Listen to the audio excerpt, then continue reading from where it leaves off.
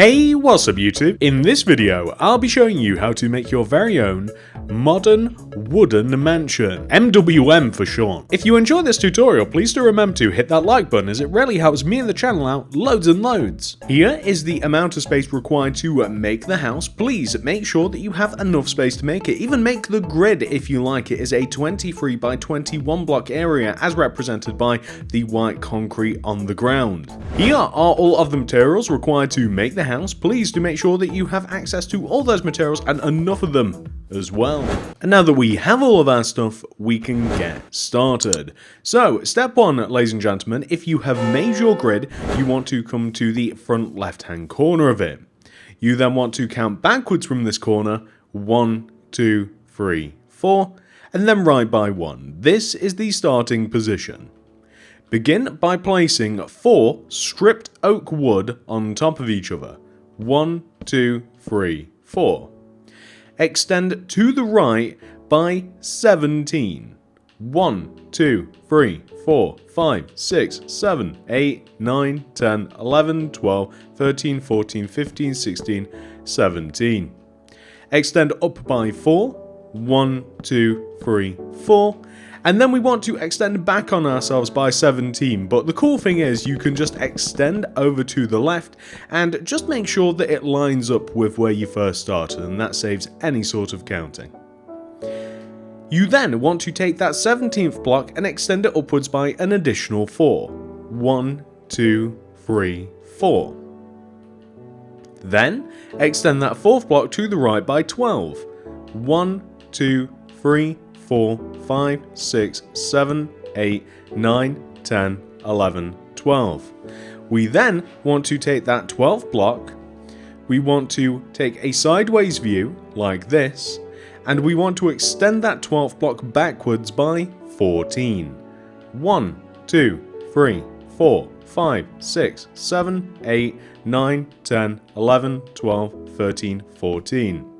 And then the cool thing is we actually want to have the same shape on the back of the build as we do the front. So you can reverse engineer by counting all of these same blocks that we did before and making sure that you just go back on yourself, counting out the rows of 17 and 12s and such. Or you can just use the front of the build to measure and to make sure that you achieve the same effect simply by looking towards the front of the build, which is exactly what I've done right there. So, it is just as easy, or easier, I would suggest, to simply, once you have extended backwards by 14, to copy the exact same shape from the front of the build right there. As you can see, I managed to do it, and if I can do it, you guys certainly can do it. Trust me on that one. So now that we have this almost peculiar shape right here, we can now progress onto adding some details to it. So the most notable detail of this house is the large row of spruce wood that extends up and through the middle of this build. So I'm going to suggest that first of all you grab the stripped birch wood and you come all the way back to where we very first started, which is here. Right off and behind the first stripped oak that you placed, you want to place a stripped birch wood. You then want to destroy 2 blocks in the ground, replace those 2 blocks with whatever you think the flooring material of your house will be, mine's going to be birchwood planks, and then place a double door there. Then place a stripped birch wood to the right of it, 2 glass, 1, 2, place a spruce wood, leave a gap of 2, spruce wood, place 2 glass, 1, 2, stripped birch, 2 glass, and then a single stripped birch, just like this. So all of these can get extended upwards by 2 rows. So all of the spruce wood, all of the stripped birch, all of the glass wants to get extended upwards by 2 rows, and this is going to give you a feel for how the house is going to be built. So this is kind of like what the house is, and this might make sense in a second. So if you take a look, basically the entire house is made of these rows kind of like spaced 2 rows apart, just like this, and we go through the entire process just exactly as we have done there. I'd also place 2 glass block above the double door at the entrance, but we also have to extend out the spruce woods as well, by the way. So the spruce woods that we've placed, I want you to extend them outwards until they overhang the front of the build by 1 row. So what that means is it overhangs the frame, the oak frame, by 1 row. You then want to extend the 2 rows of spruce wood all the way up until they reach the oak that is at the top of the build. I want you to place horizontal rows of spruce wood in front of the stripped oak wherever the stripped oak is, you want to place the spruce, essentially. When we get to the top, we want to extend the left and right rows of spruce wood upwards, each by 2 like this, and then join them together at the top like so. So it just wants to hang over 1 row like that. Easy. We then want to take the top 2 rows, or the 2 rows that kind of like extend up above the build, and we want to extend them backwards until they overhang the back of the build by 1 row. So we want to extend them across the back, and we essentially want to have the same thing that we have on the front. The back of the build actually does look a bit different to the front. It has less windows and it has a few less details than the front, but structure-wise it's not too far off. We want to take those 2 overhanging rows now, and we want to join them all the way down to the ground, just like this. So this will take a while, so here and here, whoop, all the way up, join it together at the top, place rows of spruce wood in front of the horizontal rows of stripped oak, just like this. That is looking pretty good. And what do we want to do next? Well, ladies and gentlemen, it really is now just a case of going side by side and filling in each particular side of the build. So, where shall we begin?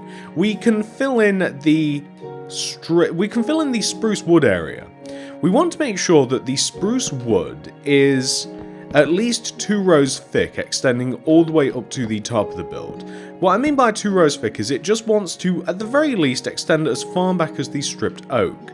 Now the reason for that is because we want to, 1 row inwards from the outwards portion of the spruce wood, we want to have a row of glass. Now, the glass can be either glass pane or it can be glass block, but the idea is that it just sits 1 row backwards like this. You can have it sit all the way up at the front, but I quite like the idea that we've got like this outward row of spruce, we've got glass behind it, and then further behind that we have another layer of glass and a house just behind that. So it's a little bit about depth, so it's up to you there.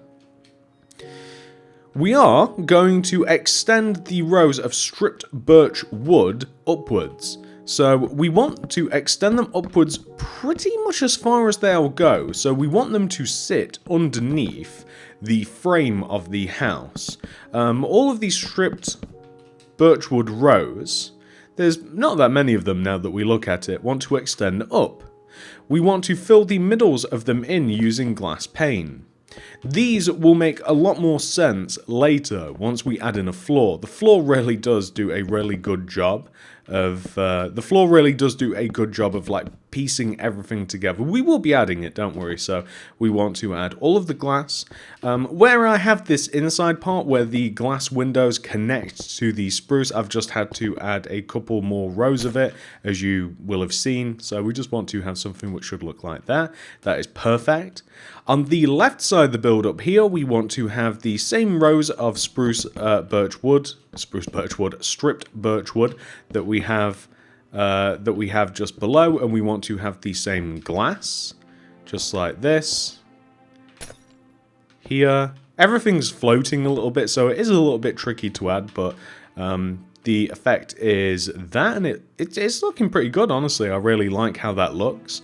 What else do we want to do? So now that we've done that, let's move around to the right side of the build, and we'll kind of just like, I guess in a counterclockwise motion, we'll kind of just add all of this in. So at the base of the build here, actually, first of all, if you connect the rows of stripped oak wood together on this right side, so front to back just like this, and if you want it to look a little bit better, if you add in horizontal rows of stripped oak wood rather than vertical rows. So you can see that they're horizontal altogether now, but if you do it individually like that, then you'll get a different effect. I quite like the horizontal effect packaged in between the two verticals. I think that looks a little bit better, in my opinion.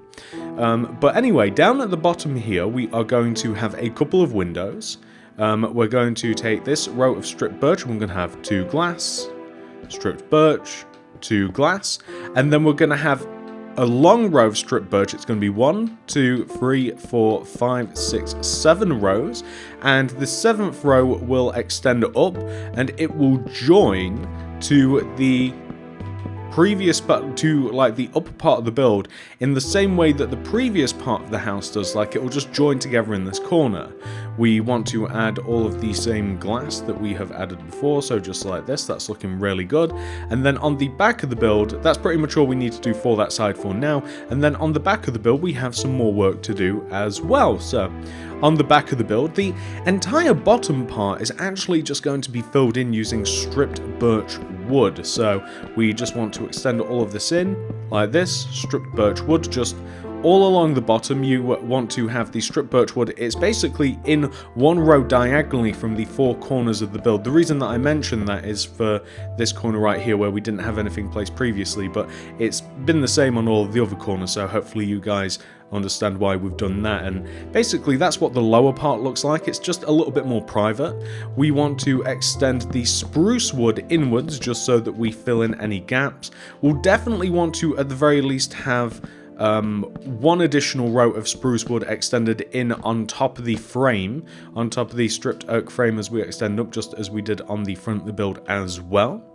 We want to have windows on this left side of the build. It's actually identical to the front, so we'll have the same stripped birch in the corners, and then up the... Actually, that doesn't work out. We'll have the same stripped birch in the corner, we'll have a gap of 2, and then we'll have another row of stripped birch, and then we'll have to place the row of spruce wood to give the glass something to grip onto. So we can have the stripped birch, we can place the glass on it, so here, here, and here, just like this. Perfect. On the right side here, this is actually all going to be stripped birch wood as well. So you can just extend this entire wall that we created down below. You can just extend this upwards, really. So that just wants to cover this part. But the top part, so now that we've done that, the top part wants to be windows. So this area on the right side, we want to extend this up using the stripped birch. We leave a gap of 2, row of stripped birch. We need to add an additional row of spruce wood to give the glass something to grip onto. So here, and here, and here, and here, just like this. That is perfect. And then we have to create an entrance down here. The entrance is going to sit 1 row inwards, and it's going to be a double oak door, glass block above, and then it's going to just be rows of glass pane, just exactly the same as we have on the front. I don't see any sort of reason to deviate, so we can just extend this up just like this, have it very, very similar to the front. That's looking pretty good, really like that.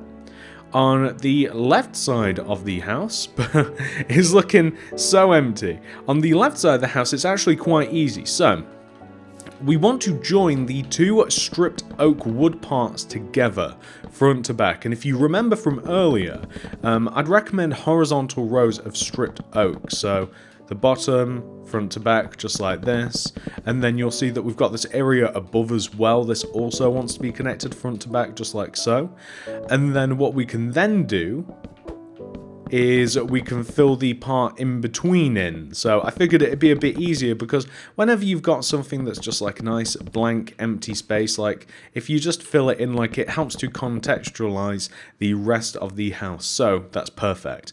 And all we've got to do for here, I'm not quite sure what I want the flooring material to be. I sort of feel as though it should be stripped oak wood for the floor. So I'm going to add a row of stripped oak here.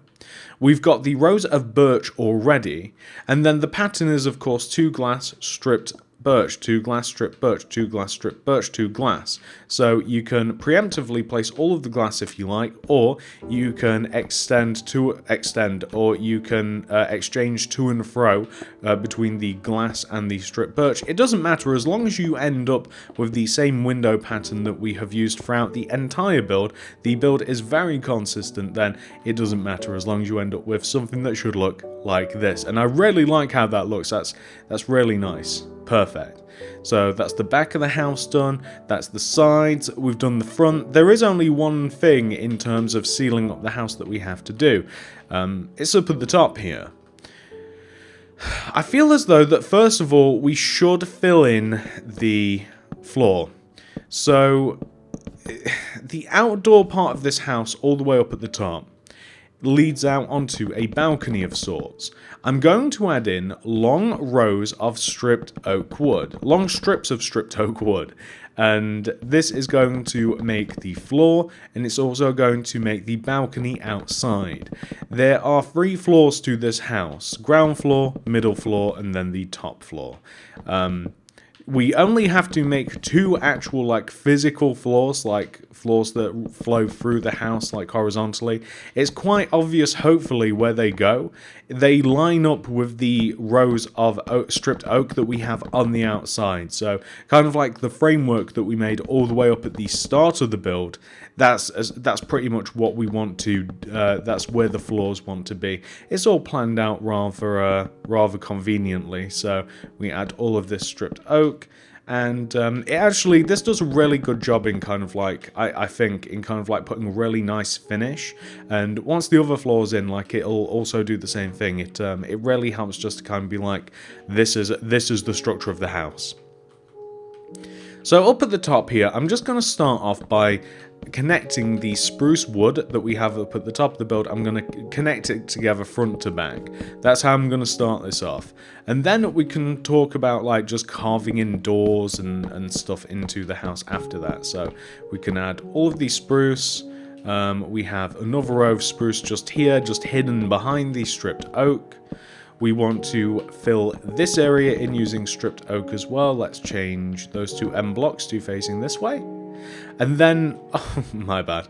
And then all we've got to do is choose like an entrance and some windows. It's quite easy to do. So I'll tell you what, we'll line the windows up like on the side of the build, this side of the build, you'll see that we've got windows, right? Let's line a couple of windows up here, because I love it when things line up, if that makes sense. So I like having a window here that correlates with this window, and I like having a window here that correlates with that window. I'm going to use stripped birch wood to kind of like frame an entrance. That's going to be the second window on the left and right side. I'm going to destroy the spruce wood, turn those 2 blocks into glass, and I'm going to have a double oak door. So I can then have a window to the right of this, gap of 1, window.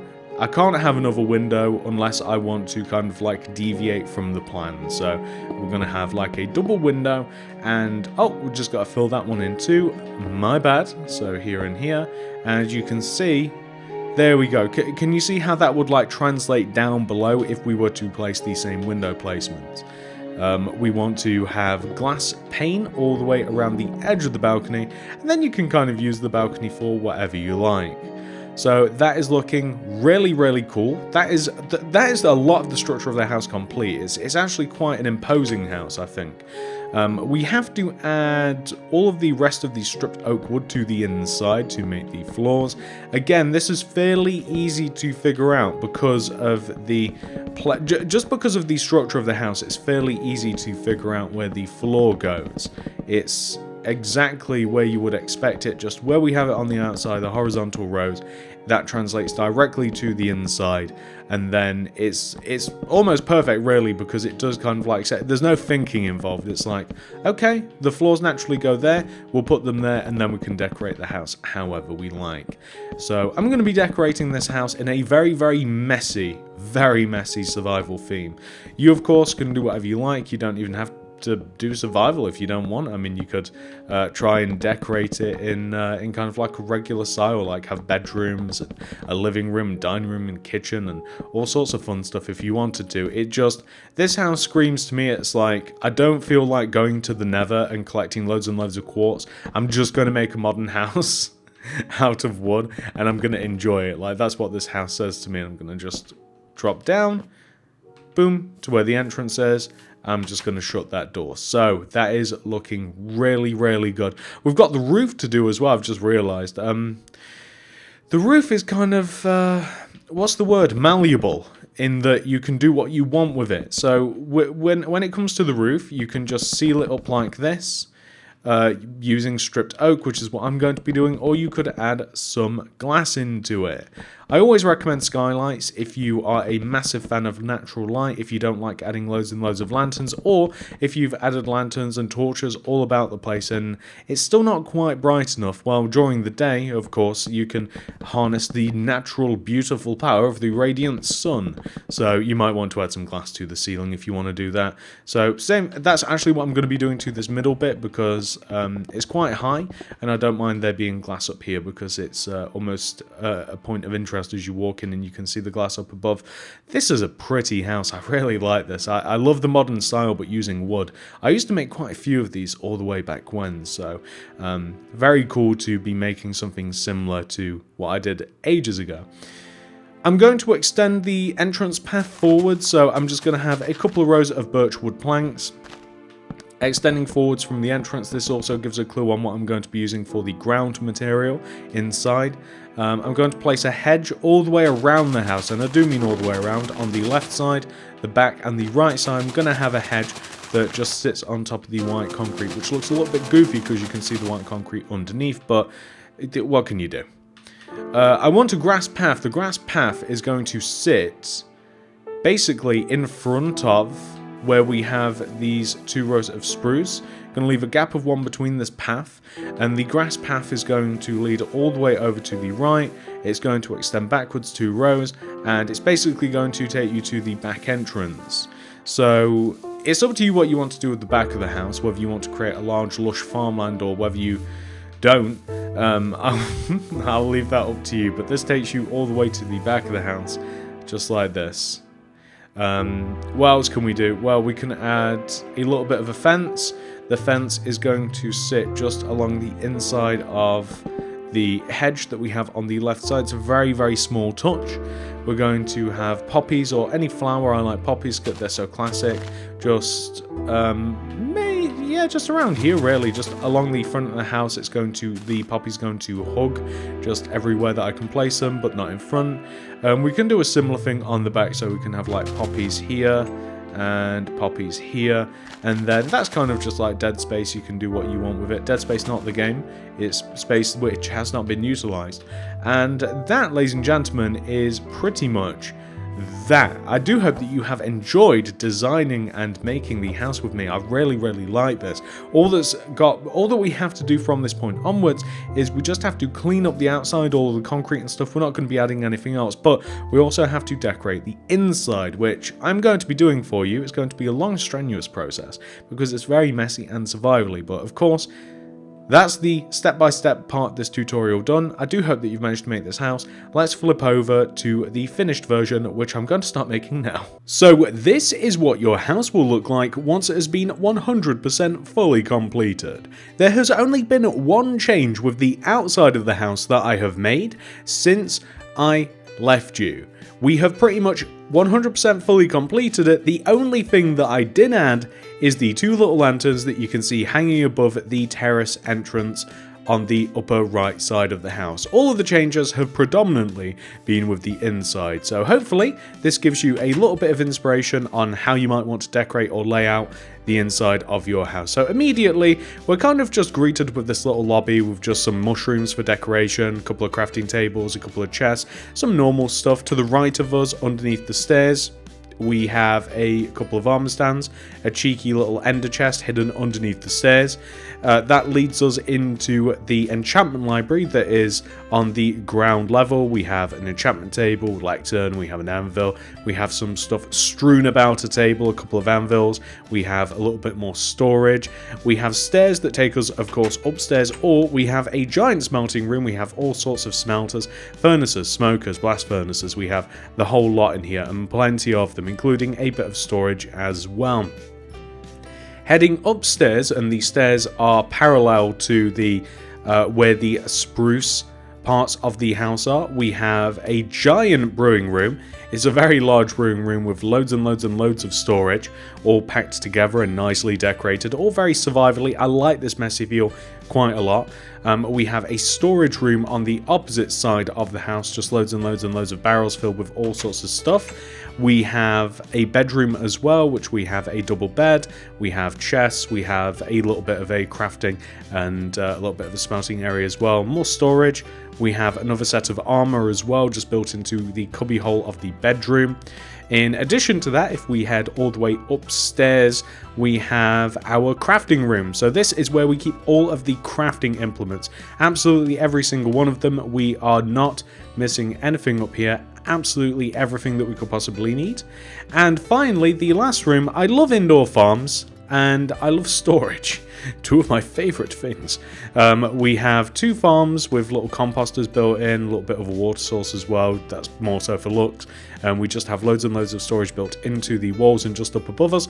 And finally, this ends up with us on the balcony, which I have left blank because honestly, I really like the look and the shape of the house, and I didn't want to change it by changing the balcony. I didn't want to add stuff to it because I thought it kind of like messed with the shape of the house. And that's it. I do hope that you guys enjoyed this tutorial. If you did, please do remember to hit that like button, as it really helps me in the channel out very, very much.